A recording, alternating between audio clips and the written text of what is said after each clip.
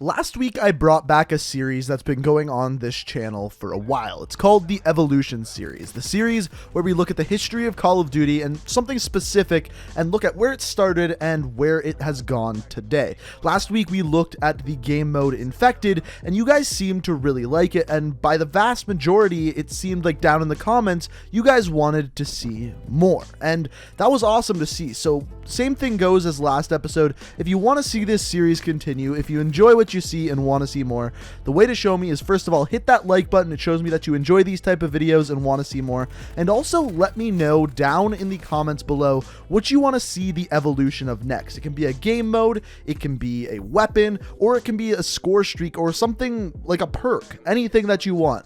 If you want to see it, let me know down in the comments below. But this week, we are once again looking at another game mode, specifically a party game mode called One in the Chamber. Now, speaking of party game modes, later today, I will be streaming over on Twitch, and every single Friday, what I do is custom games. So it's an open lobby, anyone can join, and we play custom games like hide and seek, One in the Chamber, gun game, stuff like that, and it gives a bunch of people a chance to play, and it's always fun to play or watch. So if you're interested in that, it'll be the first link down in the description, and that's going to start around 7:30 p.m. Eastern Standard Time. So hopefully I see you there. Like I said, first link down in the description. Now, as far as One in the Chamber goes, the gameplay you're going to be watching here is mostly not mine. It's from actual other YouTubers. So I'm going to link their channels down in the description, and their channel will pop up on the screen whenever the gameplay starts. Now, where did One in the Chamber begin? It began in Call of Duty Black Ops 1. Now, the interesting thing about One in the Chamber is it was completely different in Black Ops 1 because Black Ops 1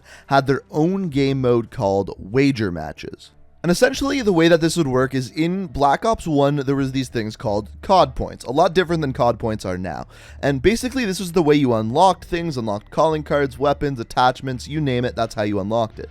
Now, as you earned these by simply playing the game, you could go into wager matches and actually bet them. There were three different types of wager matches. Ante-up is where you could bet between 10 and 20 COD points based on whether you doubled down or not. Weekend Gambler was 1,000 to 2,000, and High Roller was 10,000 to 20,000, once again depending on whether you doubled down or not. Now in Ante-Up and Weekend Gambler, you could pick One in the Chamber, but if you went into High Roller, it would just be random whether or not that game mode would come up. Now, because these were wager matches, sometimes these would get pretty damn intense, especially if you were playing in High Roller. Now, as far as One in the Chamber goes, how did this game mode work? Well, you spawned in with a 1911 pistol and a bullet. Literally one bullet. And the way that this would work is if you would shoot someone and hit them with the bullet, it would kill them and give you one more bullet. If you missed, you would lose that bullet, but you could knife someone and get that bullet back. So, by running up and knifing them, because back in the day it wasn't a 2-hit melee, it was a 1-hit melee, you would just get that bullet back and then you could shoot somebody again. The idea of the game was not to be the last alive, it was to get the most score. This was one of the only game modes that was non-respawn where you could not be the last person alive and still win the game, which was an interesting concept. On top of that, every single player had 3 lives, so you die 3 times, you're out. Now, the way that the scoring worked is every time you killed someone, you would get 100 points. Every time someone was eliminated, everyone who was still alive would get 10 points. Now, this scoring system has not changed in any version of One in the Chamber. That scoring system has remained the exact same. Now, as far as the smaller, intricate details of the Black Ops version, when you spawned in, you would get 3 perks. Lightweight, which made you run faster, Scout, which actually did nothing, and Marathon Pro, which made you be able to run longer. Now, this would change throughout all of the different versions of One in the Chamber. On top of that, when there was 2 players left, a spy plane would appear and have a sweeping UAV. That way it stopped players from actually camping and have an excessively long or prolonged game. Now, the other really cool thing about wager matches is that they actually took all of the maps from the game and changed them a little bit. They limited the areas that you could go. That way the games would be quicker, faster paced, and the maps wouldn't be overly large for this type of game mode. This is the only Call of Duty, to my knowledge, to ever alter their maps for party games, and I would love to see this brought back again. Now, an interesting piece of, I guess, trivia is the best way to look at it, is in the original trailer for One in in the Chamber, the 1911 wasn't the original pistol being used. It was the Makarov. Also, on top of that, in the little emblem for One in the Chamber in Black Ops 1, the Makarov was once again the weapon to be displayed. However, once the game actually came out, the 1911 was the pistol used in One in the Chamber. It was never actually the Makarov, only in the trailer. But ladies and gentlemen, that is One in the Chamber in Black Ops 1. This was the only version ever and only Call of Duty game ever to have wager matches, but not the only game to ever have One in the Chamber. The next game to have One in the Chamber would be Modern Warfare 3, and this one is an interesting one because at launch of the game, it was not there. One in the Chamber was in private matches, but not in public matches. That is until March 30th, 2012, when One in the Chamber was added in a community playlist, in other words, a party game playlist called Free-for-All Gunplay, which currently, as of right now, at least on PS3, is nowhere to be found. It is not there. So in other words, at one point, they have removed it. Now, looking at the details of One in the Chamber of Modern Warfare 3, there's a couple of really cool things that they added here. First of all, the tactical knife. So the weapon that you spawn in with this time is the P99 pistol and the tactical knife, which made it you able to actually knife a lot quicker. On top of that, instead of just giving you perks, they used the specialist streaks to give you various perks. So at 1 kill, you would get quick draw, 3 kills, you would get stalker, 5 kills, steady aim, and 7, you would get the specialist bonus. In other words, you would get every single perk in the game. What this allowed is the longer you stayed alive, the better your soldier got and better chance you have of actually winning. Now, you may be looking at the screen here thinking, hey, the score is different in this one. It's actually not. The numbers that are popping up on screen there are your XP earned, not your actual score. So the score works the same as before, 100 score per kill, plus a 10-point survivor bonus if another player is eliminated and you are still alive. Now, once again, you did not have to be the last player alive to win. All you had to do was have the highest score. Now, this wasn't a wager match, but there was a pretty cool thing you could do if you were eliminated.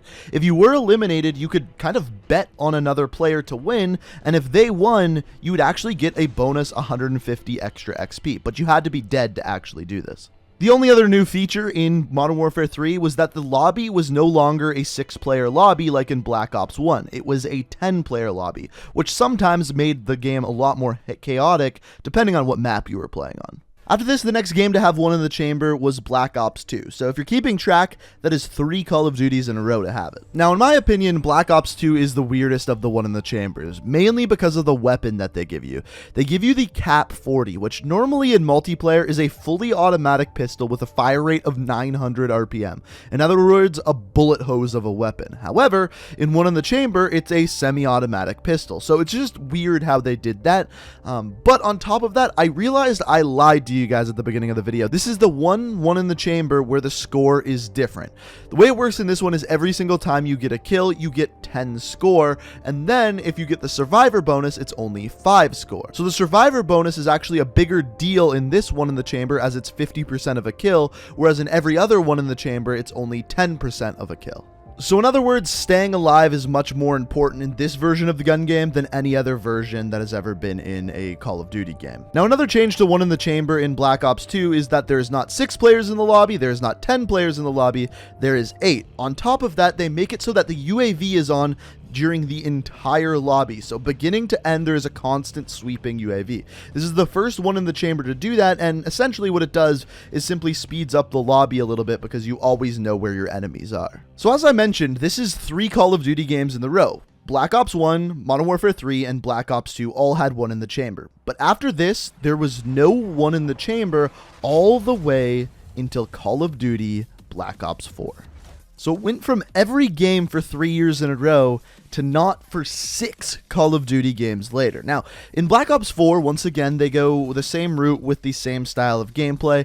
However, it's actually recently changed. So, believe it or not, a lot of people don't know this. There's actually been 2 different versions of One in the Chamber in Black Ops 4. So the first of which is the one that you're watching here with the Annihilator. So every single character spawns in and has Seraph's special weapon, the Annihilator pistol, with One in the Chamber, 3 lives, exactly exactly the same as we saw before. Same scoring system where every kill you get is 100 score, and then the survivor bonus is 10 points per player. So almost exactly the same as we saw before. The only difference is the pistol is a specialist weapon, the Annihilator pistol. However, the one thing that they didn't account for is the fact that in Black Ops 4, unlike the other games we looked at, melees are actually 2-hit kills. You can't just go up and 1-hit kill someone unless you're behind them. So what they ended up having to do is change the weapon that you actually use. So now the new weapon in One in the Chamber, if you haven't played in a while, is the Strife with the bayonet attachment. This makes it so that you can one-hit melee kill people if you run out of bullets, and on top of that is still a semi-automatic pistol. It feels a lot different, the iron sights are a lot different,